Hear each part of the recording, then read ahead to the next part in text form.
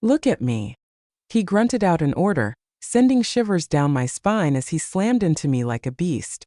Look into my eyes, mate.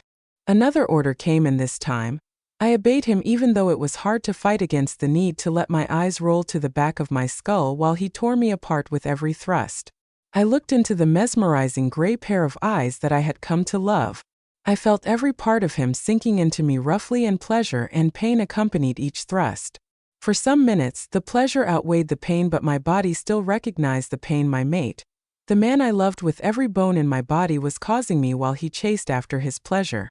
Despite the dull discomfort between my legs, I still found myself moaning when my mate drove himself into me the minute our gazes locked. Alpha. I itched to cry out his name. I wished I could give in to my desire, let my fingers sink into his dirty blonde hair, and guide his head downwards until our lips lock and sink as well. Oh, how I wished. Yet I dare not. In fact, I couldn't. Not when my hands were pinned above my head, and definitely not when my mate jerked above me, releasing his seeds into me as he came down from his high. I winced, not because of the rough sex that seemed to have ended, but because once again, I had been denied the pleasure of experiencing an orgasm by the one man I would do anything to please. He was my alpha, my mate, my husband. He was my everything. He was Raiden, my Raiden.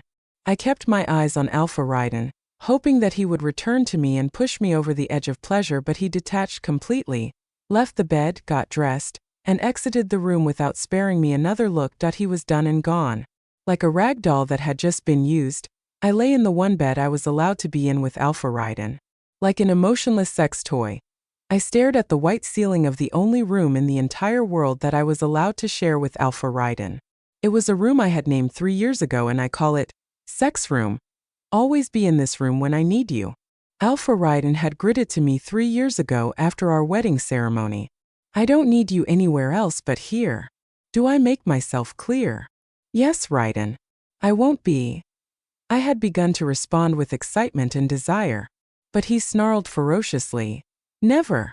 I recalled staggering backward towards the bed as I watched the man I had loved for years stare down at me with nothing but disgust, the kind that I had never seen in his eyes before. Never say my name, mate. I'm Alpha to you, and don't go about acting like we are madly in love, woman. He had said with a tone of finality. Yes, my heart broke that day 3 years ago, but Alpha Raiden wasn't always like that.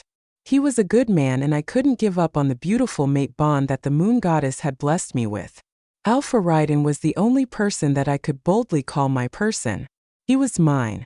I had no one else, so I thought he would one day understand that he was all I had.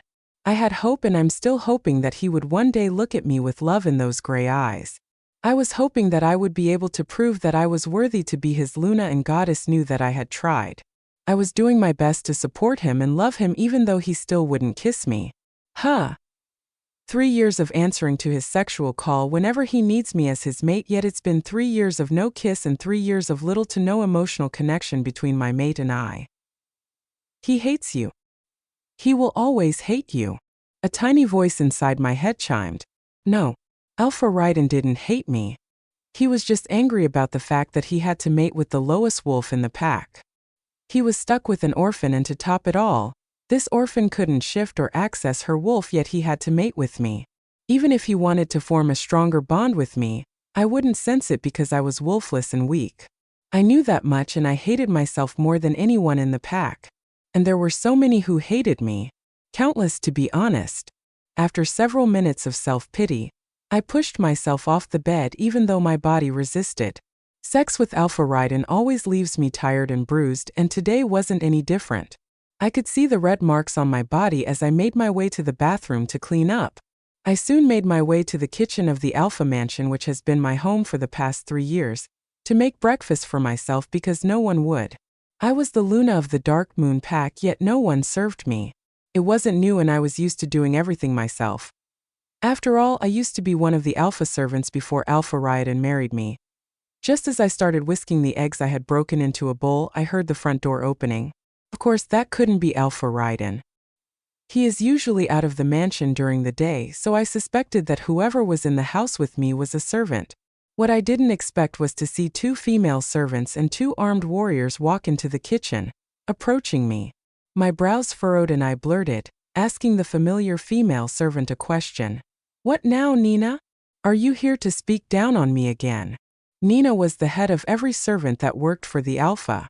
She used to be my mean boss, and let's just say she didn't like the fact that I was now her superior.